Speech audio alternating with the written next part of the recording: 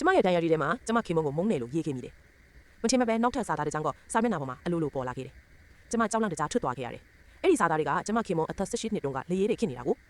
ကျမချစ်ချင်းပဲစာပြန်ရေးပြီးကျမရဲ့18နှစ်အရွယ်ဘဝတွေကနေဝေးဝေးမှနေပေးဖို့ပြောလိုက်တယ်။ဒါပေမဲ့သူကတော့ဇူဝေဇဝါဖြစ်နေရှာတယ်။သူကကျမကိုအမြဲတမ်းအသေးအတန်ချစ်ခဲ့တာပါတဲ့။ကျမသူ့ကိုအမှန်တိုင်းပြောပြလိုက်တယ်။လူငယ်တဲ့စိတ်နဲ့ကသူ့ကိုကြိုက်နေတဲ့မင်းကလေးတယောက်ရဲ့အနိုင်ကျင့်တာကိုကျမခံခဲ့ရတယ်။အဲ့ဒီဖြစ်ရကြောင်းကျမတက်တက်လုံးကလေးမရနိုင်တော့ဘူးဖြစ်သွားခဲ့တာ။အဲ့ဒီတုန်းကသူကကျမကိုထာဝရချစ်သွားပါမယ်လို့ကတိပေးပြီးလက်ချက်ခဲ့တယ်။ဒါပေမဲ့10နှစ်အကြာမှာတော့သူကကျမကိုကလေးယူဖို့အတင်းအကျပ်တောင်းဆိုလာပြန်တယ်။ကျမဆရာဝန်ကြီးအများကြီးနဲ့ပြသခဲ့ပြီးမြဲကျမရဲ့ခန္ဓာကိုယ်ကဘယ်တော့မှပြန်ကောင်းမလာခဲ့ဘူး။သူအဲ့ဒီအကြောင်းကိုသိသွားတော့ကျမကိုတယောက်တည်းထားခဲ့ပြီးထွက်သွားခဲ့တယ်။ကျမသူ့ကိုပြန်တွေ့တဲ့အချိန်မှာတော့ကျမကိုအနိုင်ကျင့်ခဲ့တဲ့အဲ့ဒီမိန်းကလေးနဲ့သူတွဲနေတာကိုမြင်လိုက်ရတယ်။ဂျာရီကိုတွေးပြီးကျမစိတ်တွေအကုန်ပြိုလဲကုန်တယ်။ကျမ18နှစ်အရွယ်သူ့ကိုဝေးဝေးမှနေဖို့ချက်ပြောလိုက်တယ်။အဲ့ဒီအချိန်မှာပဲကျမခင်မုန်းကရှောက်လာပြီးဒါယာရီပေါ်ကိုနှစ်တော်ကြာနင်းမိသွားတယ်။တစ်ချိန်တည်းမှာပဲ18နှစ်အရွယ်သူကလည်းစာမျက်နှာပေါ်မှာရုတ်တရက်ပေါ်လာတဲ့ခြေရာကိုမြင်သွားပြီးကျမပြောတာအကုန်လုံးကိုယုံကြည်သွားခဲ့တယ်။သူဟာအနာဂတ်မှာဖြစ်လာမယ့်သူ့ကိုယ်သူအယမ်းမုန်းတီးသွားခဲ့တယ်။သူကျမကိုချစ်ချောင်းဖွင့်ပြောကိုရေးထားတဲ့စာကိုစုပ်ဖယ်ပစ်လိုက်တယ်။အဲ့ဒီအချိန်မှာပဲလက်ရှိကဘာကကျမလက်ထဲကစာကလည်းပျောက်ကွယ်သွားတာကိုတွေ့လိုက်ရတယ်။ကျမခေါင်းထဲမှာအတွေးတစ်ခုပေါ်လာတယ်။18နှစ်အရွယ်သူကအနာဂတ်ကိုပြောင်းလဲပေးနိုင်တာပဲ။ကျမသူ့ကိုထပ်ပြောလိုက်တယ်။ကျမရဲ့ဘဝတွေကနေအပီးအပိုင်ထွက်သွားပြီးဖို့တောင်းပန်ခဲ့တယ်